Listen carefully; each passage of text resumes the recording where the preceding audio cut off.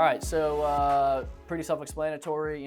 We're just assuming that this customer is going to book with us. So we go kind of under the ideology that if a customer called us, they're looking to move for a reason, or they're looking for moving services for a reason. They got to move.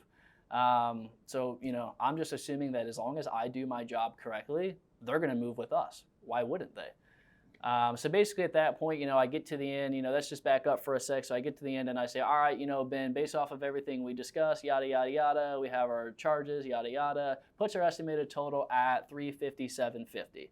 And then at this point, how I would assume the sale for this company in particular is I would say, hey, Ben, just so you know, I only require a 10% deposit, which is fully refundable with a 48-hour notice. I can take that for you. Would you be putting it on a Visa or a MasterCard?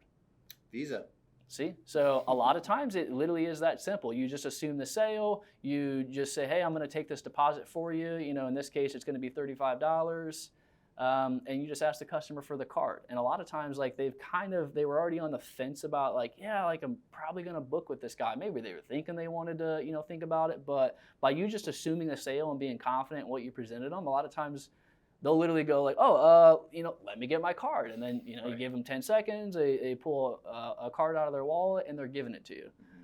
Or at that point, we're going to kind of get into the next step. They'll give you some sort of rebuttal and then we can kind of go from there. I'm loving that. We'll get into that here in just a little bit. But one of the things that comes to mind when you're assuming the sale is sometimes when you're presenting the price, as personally, as a person, I might be presenting a price that I would, as a salesperson, let me illustrate that way. If I were the salesperson, I might be giving a high price of a really technical move. Let's say that the price of the move is $6,000 or $8,000 even, and I'm giving it to the customer. I might personally not be able to afford doing that myself if I were to move, but it's really important in my tone and inflection that I don't be bashful about the price, because the person that I'm talking to probably is ready for that, especially if they have an inventory that ratchets it up the cost to $8,000. Absolutely. And the other thing about this that we've talked about in our intro to MoveBees is that we exist to save customers from bad experiences.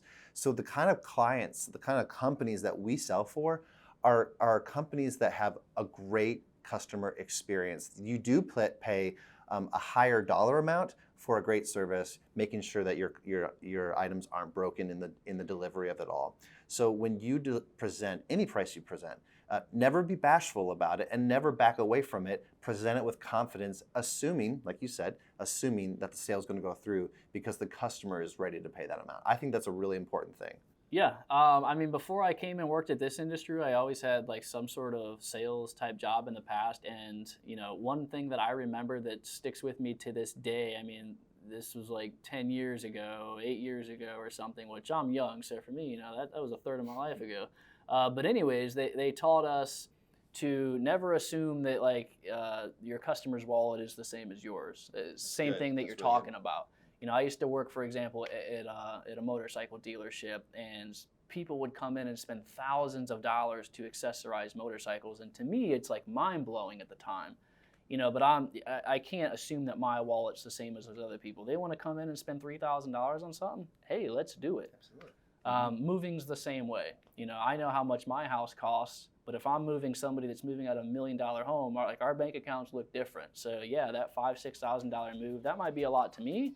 But to the customer, that's worth it. That's 1 month's house payment. It's not that big of a deal. When you're looking at it like that, it's not that big of a deal. That's absolutely right. All right, let's get on to the next step.